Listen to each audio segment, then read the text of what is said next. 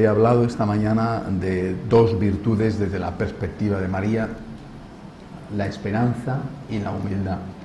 Y me gustaría aplicar esas dos virtudes a la vida familiar. Os decía que es muy importante, hablando de la esperanza, saber de quién nos estamos fiando, en quién hemos puesto nuestra esperanza. Y esto para la vida familiar tiene una gran consecuencia, como os expliqué ayer.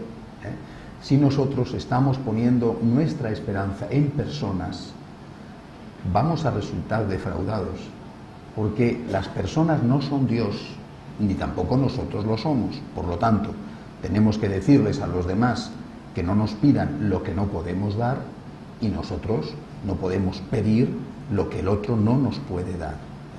Eso ya de por sí tiene una gran importancia de cara a la vida de la familia. Ahora bien, además os decía que tenemos que tener en cuenta qué esperamos, no solo en quién esperamos. Yo os hablaba de que la esperanza en Cristo tiene en cuenta las promesas de Cristo, no lo que Cristo no ha prometido. Y os decía que esas promesas son tres: vida eterna, con las condiciones que ya os hablé y que sabéis, de estar en gracia de Dios en el momento de nuestra muerte; ayuda, alivio para las cruces de la vida, venid a mí los que estáis cansados y agobiados, que yo os aliviaré; y después la promesa de la corredención, es decir, que nuestro sufrimiento, ofrecido, unido a su sufrimiento, como la gota de agua al cáliz con el vino que ofrece el sacerdote, nuestro sufrimiento puede ser útil para los nuestros, para otros, por el dogma, por el misterio de la comunión de los santos del cuerpo místico de Cristo. Bien, estas son las promesas. Y os decía que una consecuencia de la esperanza tiene que ser la fe en la victoria. La fe en la victoria personal. Hace un momento os hablaba en la homilía de esta fiesta de Santa Marta en lo importante que resulta no dejar de luchar, y no dejar de luchar en ningún caso, por tanto tampoco en los problemas ligados al carácter; la fe en la victoria familiar y la fe en la victoria social. Bueno, cuando no se tiene la esperanza en Cristo, cuando no se tiene la virtud de la esperanza, se presentan inevitablemente algunas patologías. Cuando se tiene la esperanza puesta en una persona, como os decía ayer, se presentan las frustraciones, las decepciones, los engaños, vale. Pero cuando no se tiene la esperanza puesta en Cristo, nos encontramos, por ejemplo, sin fuerzas para seguir llevando adelante la carga, que a veces, en parte por lo menos, es culpa nuestra. Culpa nuestra porque en un momento dado teníamos que haber sabido elegir mejor la persona con la que íbamos a compartir la vida. Bueno, pues también hay que decírselo a uno mismo. Oye, esto que me está pasando, al menos en parte tengo yo la culpa. Vale. Pero sea de quien sea la culpa, la realidad es que hay una carga. Entonces, el no practicar la virtud de la esperanza te deja a solas con la carga de la vida y por tanto te rompe. Con respecto al aspecto de la virtud de la esperanza, de la corredención, el no practicar esa virtud te hace sentirte inútil.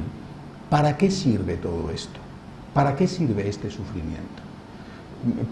Poned no solamente los sufrimientos de tipo físico, ¿no?, la salud, etcétera, ¿no?, sino yo creo que los sufrimientos más duros, que son los sufrimientos familiares, la difícil convivencia, los disgustos que dan los hijos, bueno, también esos sufrimientos son válidos.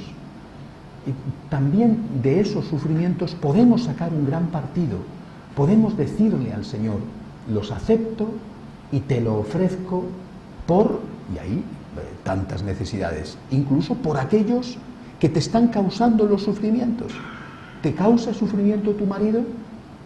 Acéptalo y ofrécelo por él, por su conversión. ¿Cuántas mujeres en la historia han logrado la conversión de sus maridos? Muchísimas, a base de sufrimiento, de aceptación del sufrimiento. Insisto, por supuesto, en lo que os dije ayer, Todo esto tiene unos límites, los límites de la dignidad humana. No es que tú tienes que estar cargando con todo tipo de humillaciones, violencias, injurias. No, para nada, la Iglesia nunca ha dicho eso, ¿eh? Pero entre no aguantar nada y aguantar cualquier cosa, pues hay un gran campo intermedio en el que tenemos que situarnos. Al menos mientras estamos sufriendo, saquémosle un partido a eso. El no practicar esa virtud de la esperanza con este punto tan importante de la corredención, sabiendo que ese sufrimiento puedo darle la vuelta y convertirlo en el mejor instrumento que tengo, incluso para la conversión de la persona que me hace sufrir. Repito, el marido, la esposa, los hijos, o los padres, los amigos, la patria, lo que sea, ¿eh? O no solamente, a lo mejor te hace sufrir una persona sin culpa, porque estás conviviendo con un enfermo, ¿no? Y no tiene culpa, eres consciente de que no tiene culpa, pero te hace sufrir. Bueno, pero puedes aplicar ese sufrimiento, a lo mejor no por él, sino por otro, o por él desde otra perspectiva, ¿no? Para que se cure. Tendríais que tener siempre esto claro, ¿eh? Os lo decía ayer, os lo vuelvo a repetir hoy. Tengo un problema, tengo un tesoro. Tengo un problema, tengo una varita mágica que puede transformar en oro las piedras. Y si tenemos esta certeza, entonces somos capaces de vivir esos sufrimientos con esperanza. Si no tenemos esta certeza, entonces delante de los sufrimientos nos venimos abajo y nos hundimos porque consideramos que no sirven para nada. Esta es una perspectiva totalmente atea. No digo ya pagana, porque los paganos tenían su fe en sus dioses. Digo atea. Es una perspectiva atea, es decir, es una perspectiva que no tiene en cuenta a Dios, la de considerar que el sufrimiento no sirve para nada.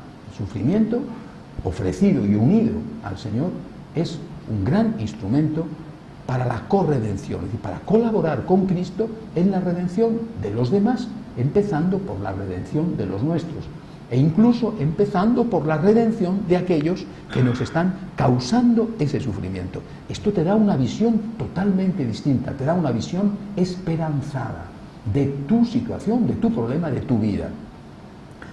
El otro punto, también muy importante en la perspectiva familiar, es el que hace referencia a la vida eterna. En la familia nos encontramos más pronto o más tarde con la muerte, ¿verdad? La muerte de alguna manera natural, que es la muerte de nuestros mayores, porque la ley de vida establece que los mayores se mueren antes que los jóvenes, ¿verdad? O la muerte que rompe esa ley natural y que es más terrible todavía, que es cuando mueren los jóvenes antes que los mayores. Por ejemplo, la pérdida de un hijo, o la muerte no tanto de los mayores, sino de los cónyuges, que por lo menos en algunos casos, ¿verdad?, se experimenta con una gran pérdida. En otros casos, ¿para qué nos vamos a engañar, ¿no? Bueno, no quisiera yo entrar, pero es la realidad, y lo digo como confesor, ¿verdad? Bueno, que alguna, cuando se queda viuda, dice aquello de: hija, la que pierde un buen marido no sabe lo que gana. Bueno, claro, en el fondo está diciendo la que pierde un mal marido, pero no se atreve por pudor a decirlo. Dice la que pierde un buen marido. Bueno, pero en cualquier caso, la muerte forma parte de la realidad de la vida, y de una forma especial de la realidad de la vida familiar. He visto en muchas ocasiones cómo la llegada de la muerte supone una especie de caída en un abismo de desesperación. Resulta inevitable que cuando muere un ser querido tú te veas afectado. Aquella escena de San Agustín, que ya era San Agustín, después de su conversión, cuando muere su mamá, van a coger ya el barco hacia África, la mamá va con él, ¿no?, y con su grupo de compañeros, bueno, y a punto de coger el barco, la mamá enferma, Santa Mónica enferma, y muere allí en Ostia Tiberina, el puerto de Roma. Bueno, pues el santo era santo, creía en la vida eterna, en fin, cuando sus compañeros le dicen, pues tu madre está en el cielo, y una persona tan buena, bueno, el santo le dice, es verdad, y estoy lleno de alegría. Dice, pero ahora, si no os importa, dejadme un ratito a solas, que necesito llorar un poco. Y bueno, usted, cuando se muere una persona querida, tú necesitas llorar un poco, por mucha fe y mucha certeza que tengas en la vida eterna. Tú necesitas llorar un poco. No es que a lo mejor estás llorando por la pérdida, o sea, por lo que le va a pasar a esa persona. Estás llorando porque tú ya no estás con esa persona, estás llorando por ti. Estás llorando por ti. Es el dolor de no estar con esa persona lo que te hace sufrir, ¿no? Tus lágrimas son por ti, pero esto es una cosa totalmente humana y no, digamos, es que no solamente no se puede reprochar, sino que ni siquiera hay que intentar evitarlo, ¿verdad? Pues a veces es lo más sano del mundo desahogarse y llorar un poco. Ahora, entre eso y caer en el abatimiento, en la desesperación y en la depresión, hay una gran diferencia. Cuando una persona sabe que el ser amado está bien, no está contigo, estás sufriendo porque no está contigo, echas en falta al compañero de tu vida, a la compañera de tu vida, a tu padre, a tu madre, no digamos a un hijo, ¿verdad?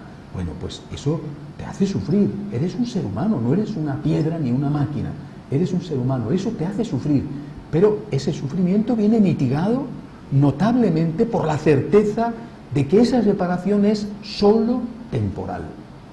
Y esto, como os decía esta mañana, esto tiene que ser para nosotros una certeza, una seguridad. Os pedía esta mañana, sed sembradores de certezas, siempre, y en este punto de una forma especial. Sed sembradores de certezas. Hay vida eterna. Cristo lo ha prometido. Y eso sería suficiente, pero es que Cristo ha resucitado.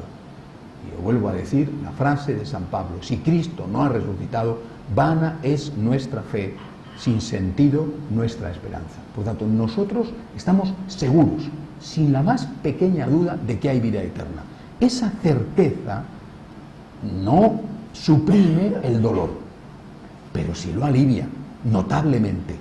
Cuando no se tiene esta fe y esta esperanza, es cuando corres el riesgo de caer en una depresión. Y esto, repito, lo he visto muchísimas veces.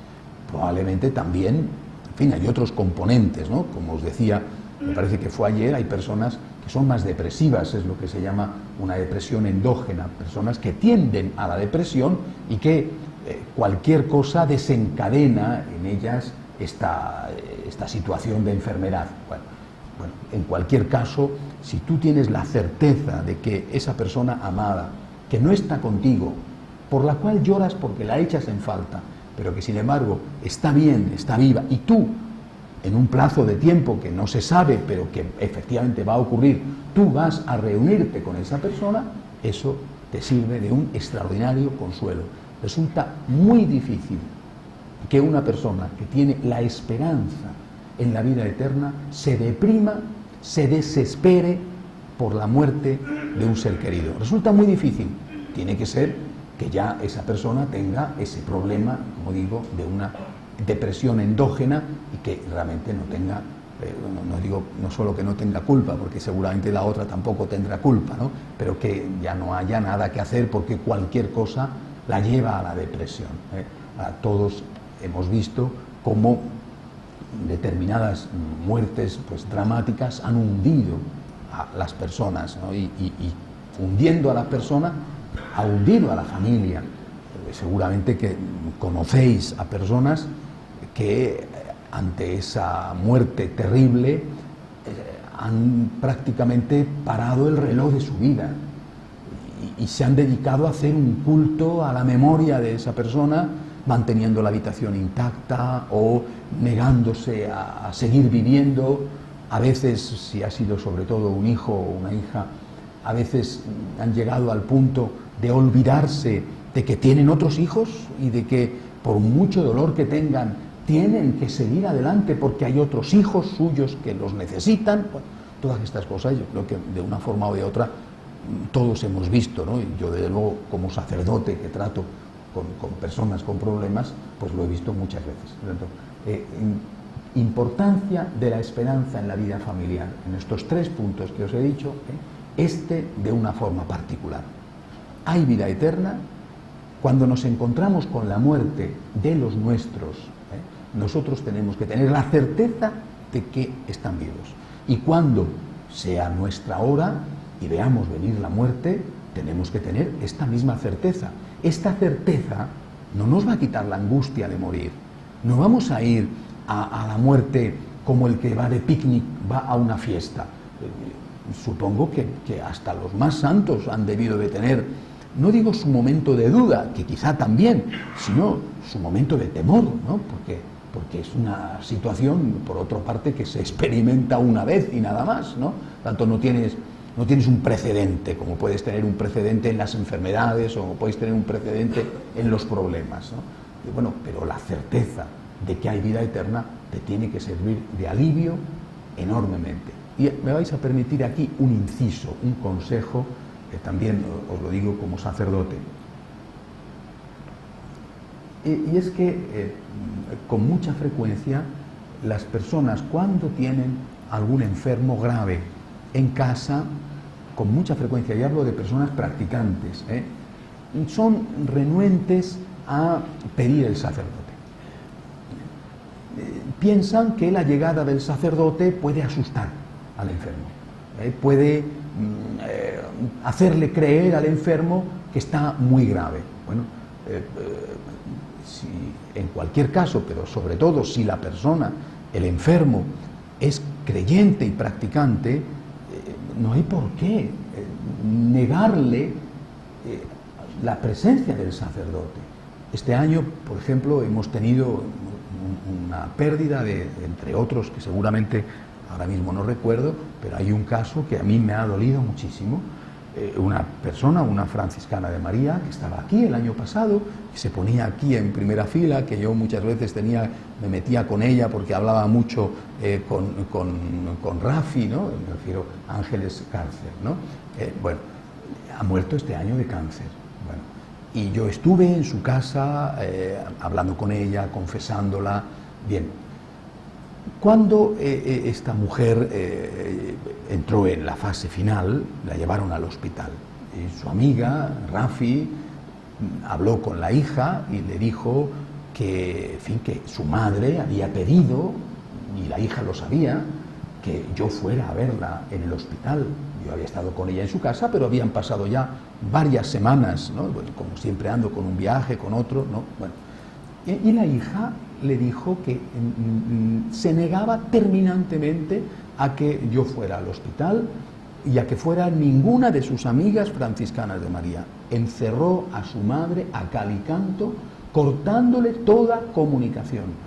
Lo hizo por pura maldad y porque no quería que su madre recibiera el consuelo de los sacramentos en ese momento. Yo creo que esa maldad no existe.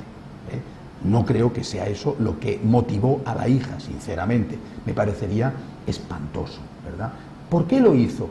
Repito, porque hay muchas personas que piensan que la llegada de un sacerdote va a asustar al enfermo, le va a poner nervioso, le va a hacer creer que se muere. Pero mire usted, es que se está muriendo, es que se está muriendo.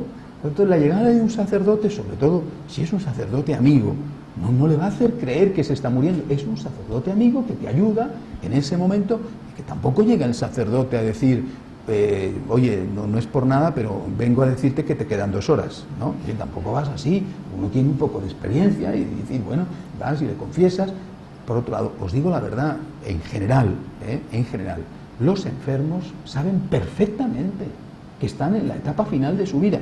Quizá no son conscientes de que les falta tan poco, de que les falta realmente tan poco, pero saben perfectamente que están en la etapa final de su vida y agradecen muchísimo la llegada del sacerdote. Sobre todo, insisto, cuando se trata de una persona conocida, una persona amiga, que no solamente va a llevarles el auxilio de Dios, sino el auxilio de la amistad. Bueno, recuerdo que este caso, que a mí ha sido muy doloroso, para Rafi, para las personas que conocíamos a Ángeles, pues ha sido muy doloroso. Cuando ya estaba la madre prácticamente muerta, Entonces la hija dice, ahora sí que venga el sacerdote. Yo no estaba en ese momento en España. Digo, mira, ahora yo no estoy, yo no puedo ir, ¿no? Cuando ya la madre había perdido el conocimiento, ya la madre, ¿por qué no me ha permitido ir a ver a mi amiga, a mi hija espiritual? Ah, no, porque esto es terrible, y esto lo he visto, insisto, en muchas ocasiones, ¿no? Por eso, no solamente tengo que deciros, mantened la esperanza y la certeza de que las personas que han muerto siguen vivas, sino también tengo que deciros, cuando os llegue a vosotros, o cuando llegue a alguno de los vuestros, permitidle que pueda ponerse en contacto con un sacerdote. No se va a asustar, no va a echar a temblar, ay, que me muero, sobre todo si tiene fe. Al contrario, vais a hacerles un gran favor, vais a proporcionarles un momento de una extraordinaria paz, que incluso puede traducirse en un alivio físico, porque si hay una lucha interior, pues eso no va a servir para que se sienta peor, sino al contrario, para que se sienta mejor. Hace 2 años, ¿no?, murió Juan Ignacio y José Ignacio, perdón. 1 año y medio, ¿no? Y hay que ver, está aquí su esposa, Amparo, hay que ver cómo murió. No solamente murió como un santo, como un verdadero franciscano de María, rodeado de su familia, dando consejos sobre la vida, con esa libertad y con esa franqueza que tiene el que ya no piensa nada más que en la verdad y en Dios, rodeado del respeto, del cariño, de la admiración, resultó rodeado de Dios. La familia no hizo en torno a él un círculo de hierro que impedía acercarse incluso al sacerdote. Todo lo contrario. Creo que cuando hablamos de la virtud de la esperanza en familia, tenemos que tener en cuenta este punto. No solamente para los muertos, sino también para los que viven. Termino con este punto a propósito del tema de la Santa Misa aplicada por los difuntos y las indulgencias ganadas para los difuntos. Esta es una obligación, es un deber de caridad. Tenemos la obligación, por supuesto nosotros que tenemos fe, lógicamente, tenemos la obligación de rezar por nuestros difuntos, de ofrecer la Santa Misa por ellos y, en la medida de lo posible, de ganar para ellos la indulgencia plenaria. Si han muerto en gracia de Dios, esa indulgencia, como sabéis, les libra del purgatorio. Naturalmente, si no hubieran muerto en gracia de Dios, el Señor aplicará esa indulgencia a quien considere oportuno. Pero nuestra obligación es, teniendo en cuenta que nuestros difuntos siguen vivos, nuestra obligación es proporcionarles la ayuda que en ese momento necesitan. Cuando han estado aquí, se les ha dado la medicina, se les ha dado la compañía, se les ha dado la alimentación, el médico que necesitaban. Ahora que ya no están aquí, siguen teniendo necesidades. Y lo mismo que nosotros tenemos y debemos encomendarnos a ellos, son nuestros santos particulares, los santos de nuestra familia, también nosotros tenemos que cuidar de ellos. Hemos cuidado de ellos mientras vivían, tenemos que seguir cuidando de ellos después de muertos. Cuando no se tiene esta fe, te das cuenta de que la gente hace a lo mejor el funeral y se ha acabado, ¿no? Y ya no se reza más. Hombre, si se ha ganado la indulgencia plenaria, efectivamente ya está, pero si no, hay que ofrecer la Santa Misa por los difuntos. Y que a mí me da una enorme alegría, de verdad, cuando yo veo que llega una persona y dice, mire, padre, por favor, aplique la misa por mi mamá que murió hace 10 años, o aplique la misa por una hermana que murió. La tienes viva todavía en tu memoria y en tu corazón, pero no solamente es un gesto de recuerdo hermoso, sino que es una obra de caridad. Y esto forma parte de la virtud de la esperanza aplicada a la familia. Dejar de rezar por los difuntos es dejar de amarlos. Dejar de rezar por los difuntos es olvidarlos de verdad. Ellos siguen vivos porque su vida no depende de nuestra memoria, pero nosotros les hemos condenado a la muerte al olvidarlos. Es mucho más importante ofrecer la Santa Misa por ellos que irse a la sepultura a llevar unas flores. Es un gesto hermoso ir a la sepultura al menos una vez al año a llevar unas flores al difunto, ¿verdad? Es un gesto, pero al difunto las flores no le sirven de nada, ¿eh? No sale el difunto a oler las flores por la noche, ¿eh? Al difunto lo que le sirven es las oraciones, y eso es lo que nosotros tenemos el deber de darles. Bien. Y siguiendo, y para terminar con la virtud de la esperanza aplicada a la familia, os decía antes que una consecuencia de la virtud de la esperanza es la certeza de la victoria. Cuando tú vives la virtud de la esperanza, en el ámbito personal, como os he dicho antes, sigues luchando para corregir tu carácter, para mejorar tus defectos, sabes que vas a ganar. Cuando lo vives en el ámbito familiar, lo mismo. Cuando tú vives la virtud de la esperanza aplicada a tu familia, tú no dejas de luchar por los tuyos. ¿Qué significa luchar por los tuyos? Significa que no dejas de rezar por ellos, que no dejas de darles buen ejemplo, aunque te parezca que por un oído les entre y por otro les sale, que no dejas de ofrecer tus sacrificios por ellos, ¿eh? Y esa certeza de la victoria es lo que te mantiene en la lucha y es lo que te proporciona la victoria. Y si tú te rindes en la lucha, estás entregando a tu hijo o a tu marido o a tu esposa, le estás entregando al enemigo. Mientras hay vida, hay esperanza. Pues bien, mientras hay lucha, hay esperanza. Y como nosotros sabemos que la victoria es nuestra, eso significa que no podemos dejar de luchar por los nuestros. Os hablaba antes de San Agustín,